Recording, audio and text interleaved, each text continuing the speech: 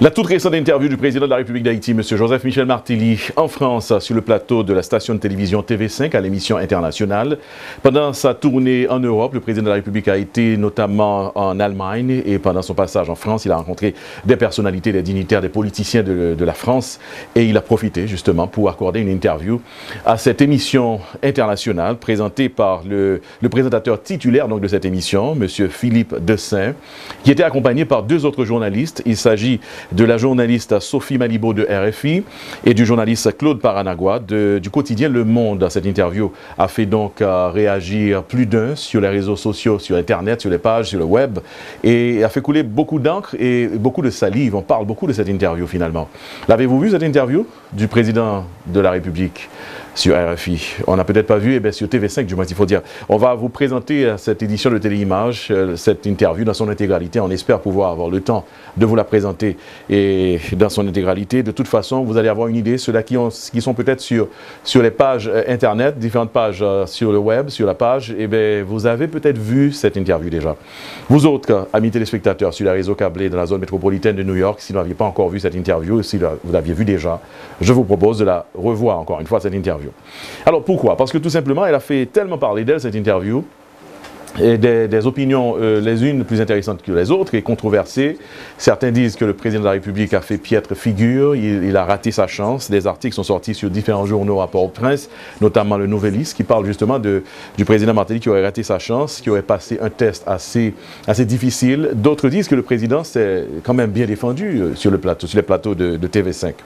Vous allez juger de vous-même. Nous ne sommes pas là pour faire, nous autres, pour vous présenter, je ne suis pas là pour présenter mon opinion personnelle sur l'interview. On avait voulu du moins à un certain moment faire un micro-trottoir, vidéo-trottoir et demander l'opinion des amis téléspectateurs qui auraient bien voulu parler.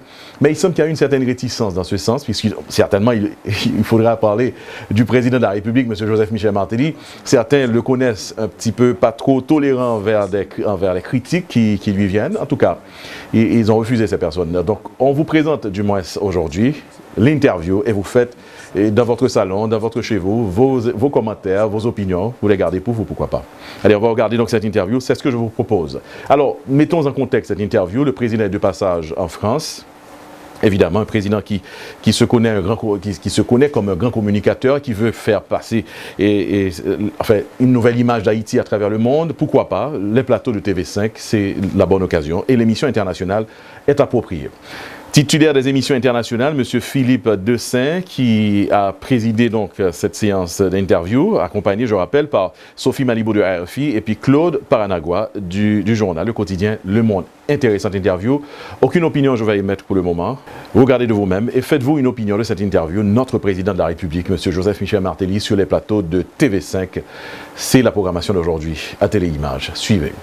Et Michel Martelly, qui est présent sur ce plateau. Monsieur le Président de la République d'Haïti, merci d'être avec nous. On voit 5 ans après ce drame planétaire, ce séisme, émotion, de quoi votre pays a-t-il besoin? A-t-il besoin de fonds, peut-être ce que vous seriez venu chercher, ou de confiance pour que des investisseurs, pour qu'une aide se déploie encore dans votre pays aujourd'hui? Quelles sont les urgences? Là où l'urgence est partout.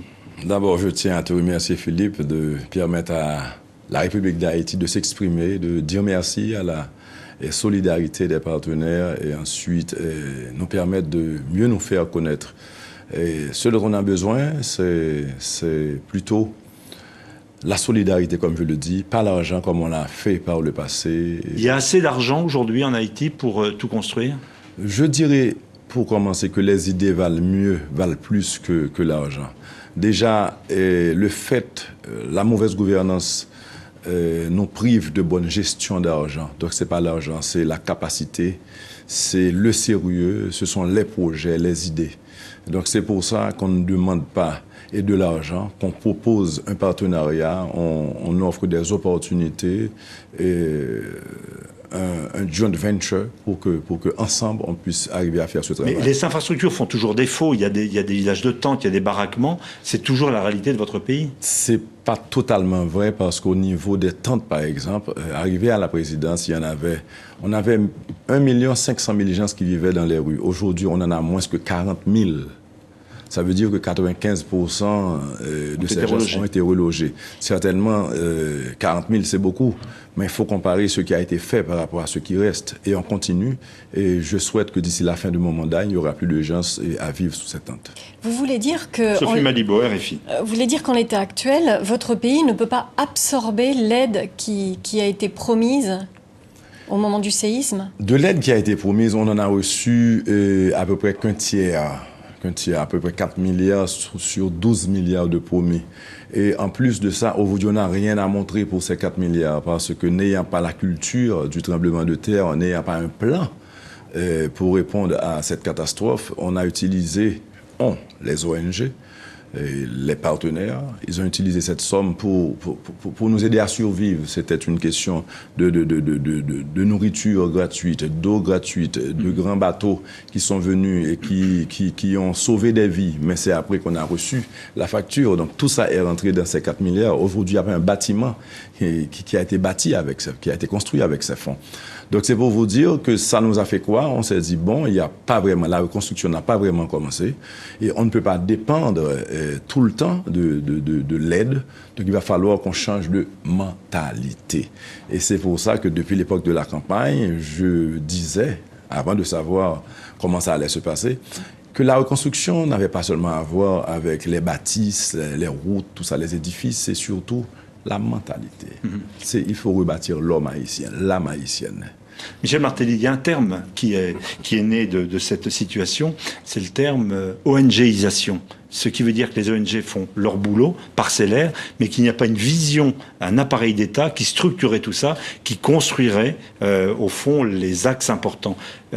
Faillite d'un État, les ONG font au mieux. Est-ce que votre État, aujourd'hui, est à la hauteur de la situation? Les partenaires, par le passé, ont préféré utiliser les canaux des ONG pour construire, pour aider Haïti. C'est une défiance de l'État? Certainement, basée sur le fait que l'État était corrompu par le passé. Et jusqu'à présent, puisque la corruption aussi, c'est une mentalité. Quand c'est partout, c'est difficile à atteindre. C'est pas écrit sur le visage de quelqu'un qu'il est corrompu. C'est quand on le découvre qu'on peut agir.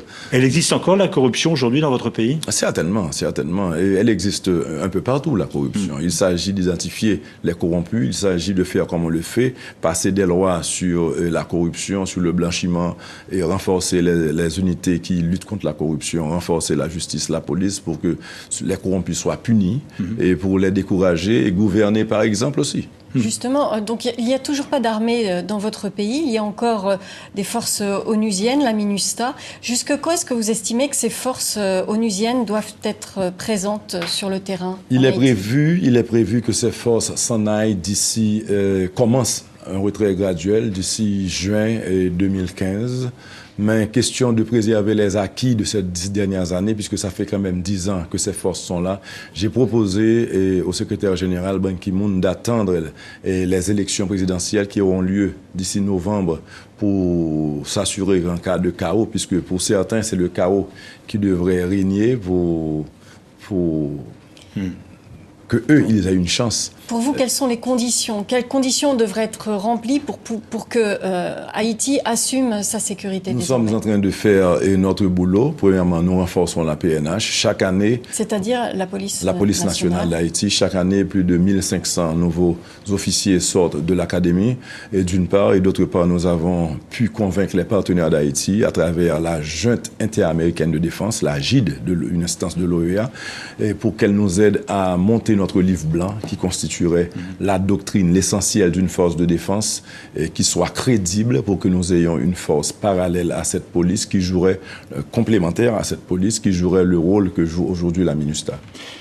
Paolo Paranagua, Le Monde. Changer les mentalités, certes, mais on a l'impression qu'il faut aussi reconstruire les institutions. Or, depuis que vous avez été élu dans des conditions un peu controversées, il n'y a plus eu d'élection en Haïti. Comment est-ce que les citoyens peuvent choisir, peuvent s'exprimer si les élections législatives ont été ajournées? Comment expliquez-vous cette situation? D'abord, pour parler de renforcer l'institution, je suis le seul à le faire. Arrivé au pouvoir, la Cour de cassation avait 12 juges. Sur 12 juges, il y en avait 6, ce qui rendait la Cour dysfonctionnelle. J'en ai nommé les 6 autres. Et aujourd'hui, à cause d'un décès, ils sont 12. Donc aujourd'hui, cette cour est fonctionnelle. J'ai mis sur pied le CSPJ, qui est le Conseil supérieur du pouvoir judiciaire, qui aurait dû exister depuis des décennies, mais qu'on a hésité à monter, parce que ce pouvoir confère au pouvoir judiciaire son indépendance. Et c'est moi qui l'ai fait.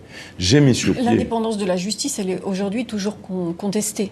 Bon, entre le dire et le faire, il y a toujours une différence. La chose, c'est que l'institution existe. Maintenant, tout ça, c'est un apprentissage, comme la démocratie. Ça va prendre du temps. Aujourd'hui, ça va prendre combien de temps encore pour des élections? Parce que c'est ça que les gens réclament dans la rue. Est-ce que vous avez un calendrier pour les élections? Laissez-moi vous dire.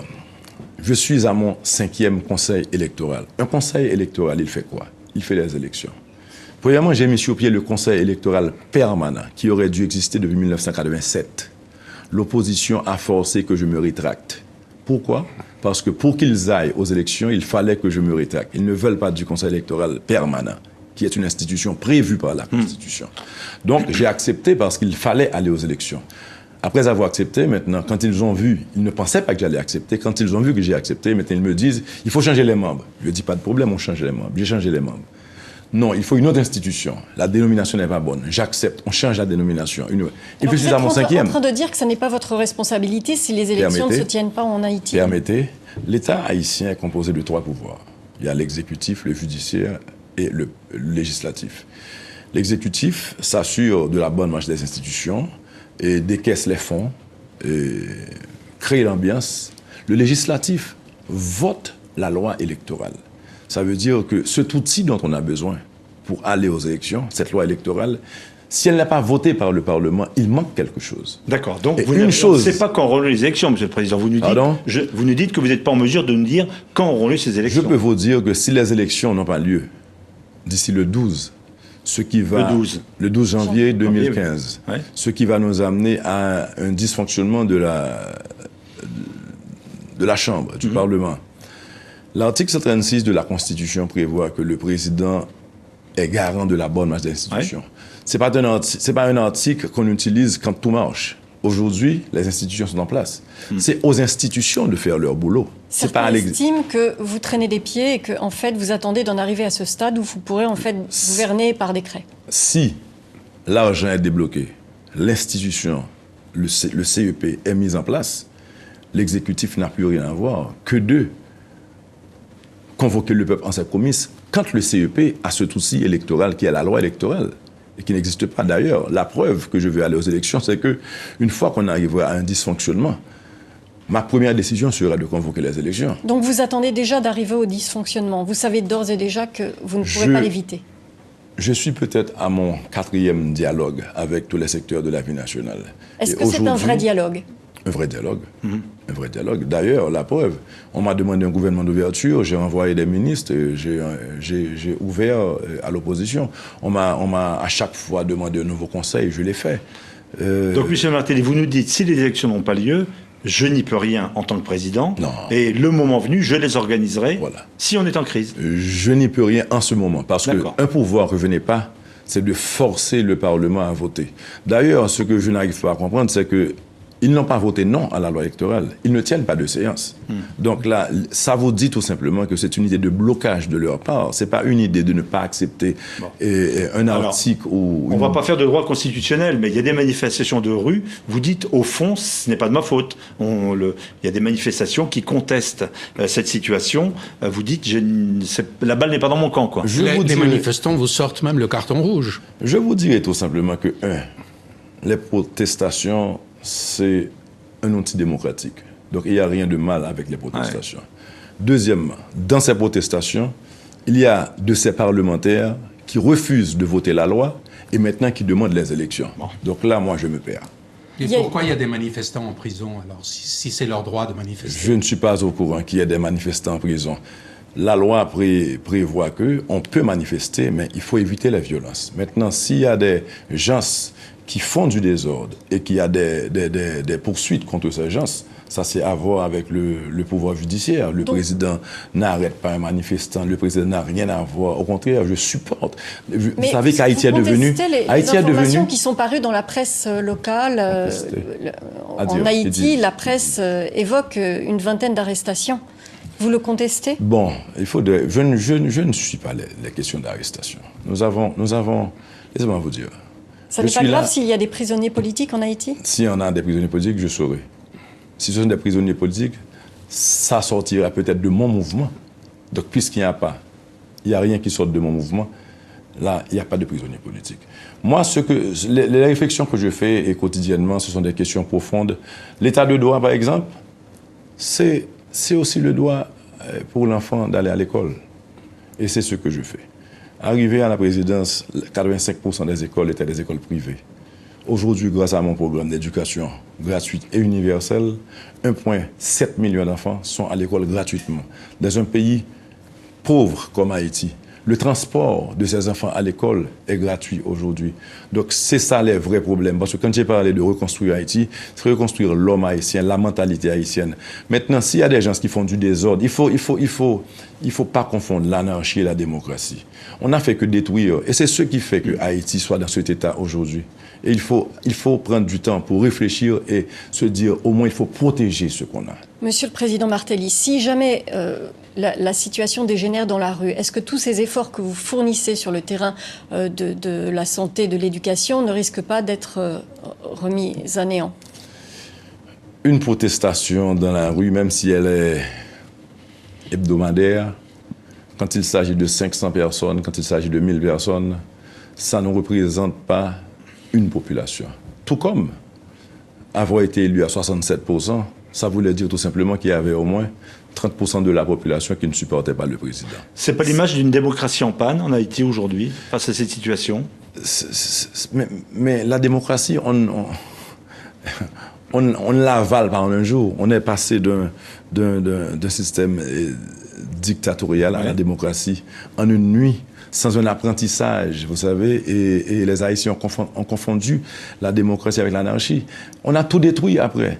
Un pays qui n'a pas les moyens pour se construire, et à chaque fois qu'on renverse un président, à chaque fois qu'un président s'en va, on écrase. Quand est-ce qu'on va commencer à... Mais pourquoi est-ce qu'il y a eu cette tradition de gouvernance aussi terrible, presque dictatoriale? Quand on revisite ces dernières décennies, il n'y a pas une gouvernance dont on peut se dire elle répond à un certain nombre de critères de loyauté et de respect de sa population.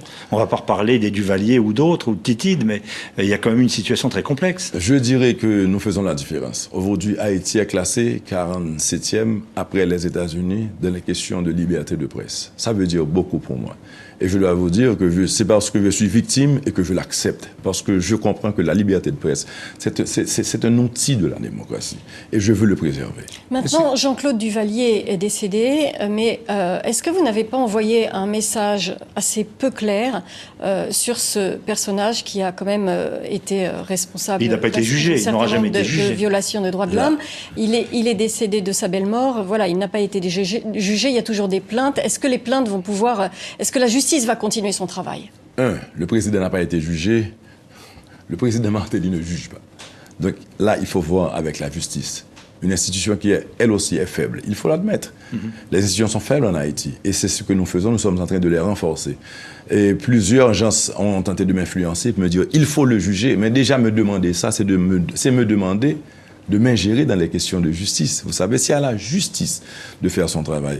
Là, maintenant, le président est décédé et on me dit qu'il n'a pas été jugé. Ben, c'était pas à moi de le juger. On me dit que... Est-ce que vous comprenez le sentiment des victimes? Est-ce que vous comprenez que les victimes ont besoin de vérité et de justice? Est-ce que vous pensez que du point de vue de la réconciliation de la société avec son histoire, juger Duvalier aurait été important? Certainement, c'était à la justice de le faire. Et c'est pour ça que, président de la République, même quand l'institution, la présidence, reconnaît que c'est un président qui est mort, on n'a pas fait de funérailles officielles parce que Duvalier en lui-même, c'est un sujet qui divise les Haïtiens.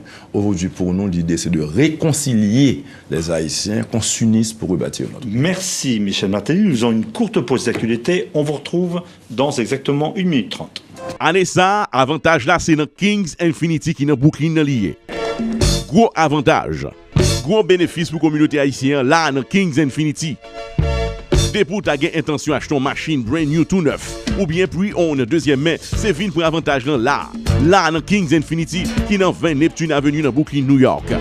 Dans Kings Infinity, qu'on a bon crédit, qu'on a mauvais crédit, ou soit pas de crédit même, ou qu'on doit choisir une belle machine, dernier modèle Infinity, jodi à la, et pour conduire le sorti à la caillou, même jour. Dans Kings Infinity, ils vendent toute qualité, toute marque machine, puis on y a deuxième main à bon prix. Et puis, avantage même, c'est manager Rigo Simon qui pote pour la communauté haïtienne. Moi, c'est Rigo Simon, général manager de Kings Infinity dans Brooklyn. Même si je me fait dans Long Island, je continue à nous même avantage là. Depuis acheter une machine Kings Infinity dans Brooklyn, je vais 3 mois gratis. Ou pas besoin pour payer rien. Puis écoute, prends devant, font passer à regarder belle machine pour aujourd'hui à la dans Kings Infinity, qui dans 20 Neptune Avenue dans Brooklyn, New York, ou bien Réléo dans 718 646 33 31, 718 646 33 31. Kings Infinity, c'est là avantage là.